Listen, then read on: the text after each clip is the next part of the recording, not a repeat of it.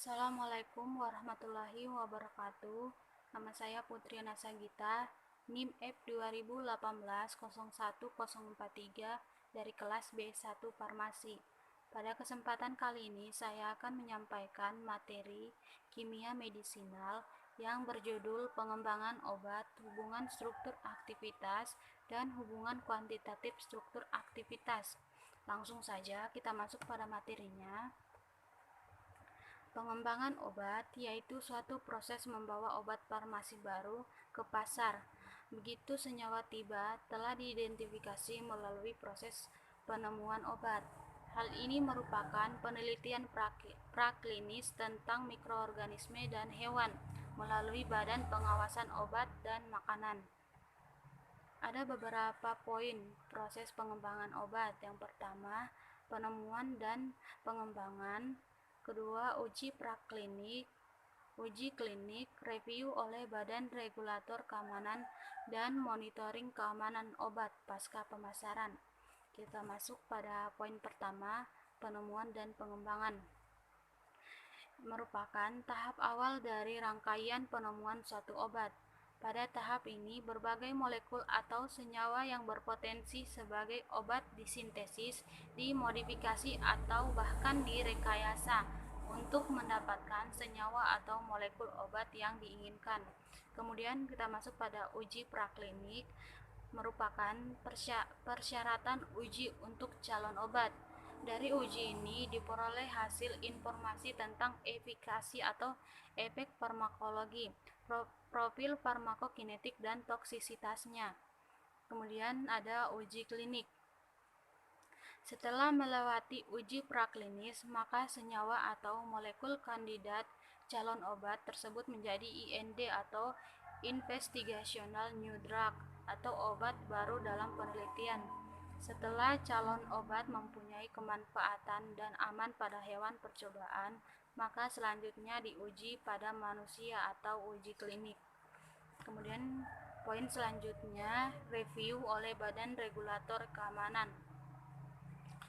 Setelah obat dapat dibuktikan berkhasiat sekurang-kurangnya sama dengan obat yang sudah ada dan menunjukkan keamanan bagi si pemakai, maka obat baru diizinkan untuk diproduksi oleh industri sebagai legal drug dan dipasarkan dengan nama dagang tertentu, serta dapat diresepkan oleh dokter.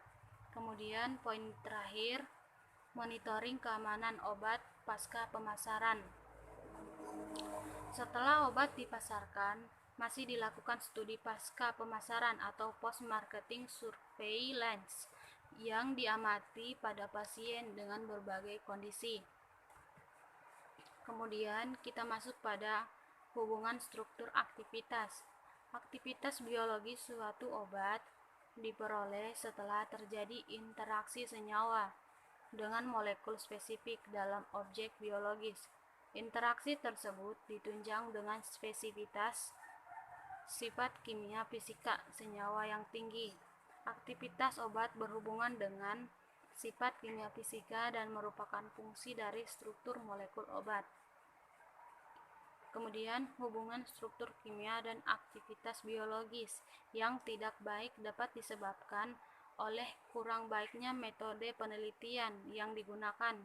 Pengetahuan tentang hubungan struktur kimia dan aktivitas biologis merupakan dasar penting dari penggunaan rancangan obat. Kemudian kita masuk pada faktor yang kurang mendukung hubungan struktur aktivitas.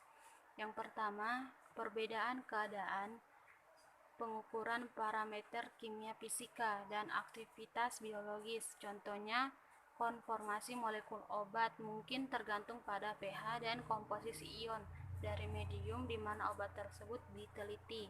Kemudian, senyawa yang digunakan ternyata bentuk praobat yang terlebih dahulu harus mengalami bioaktivitas menjadi metabolit aktif.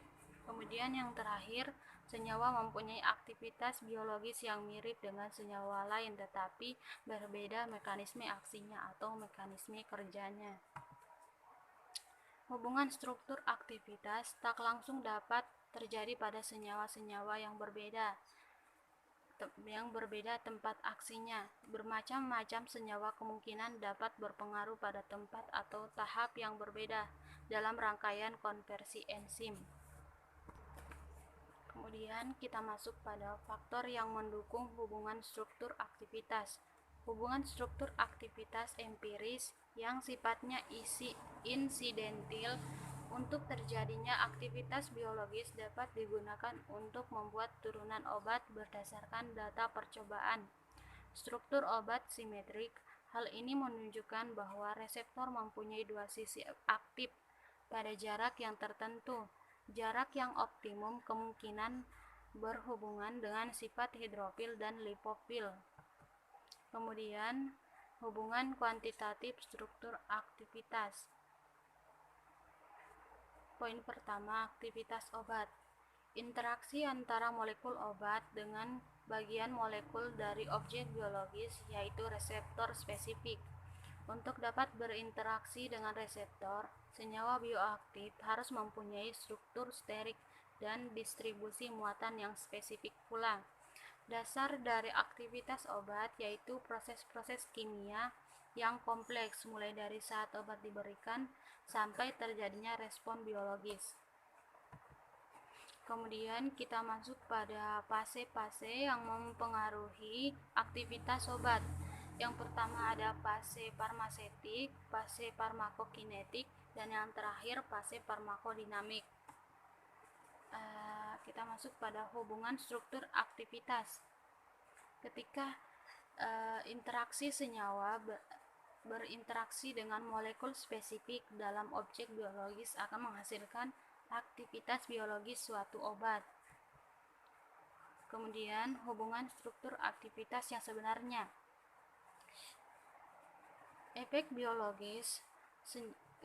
Jika senyawa harus mempunyai derajat kesesuaian yang tinggi dengan reseptor, maka hubungan antara gugus-gugus senyawa agonis yang mempunyai mekanisme kerja atau tempat aksi yang sama, juga antara gugus senyawa antagonis yang memblok reseptor yang sama. Mungkin itu saja yang bisa saya sampaikan.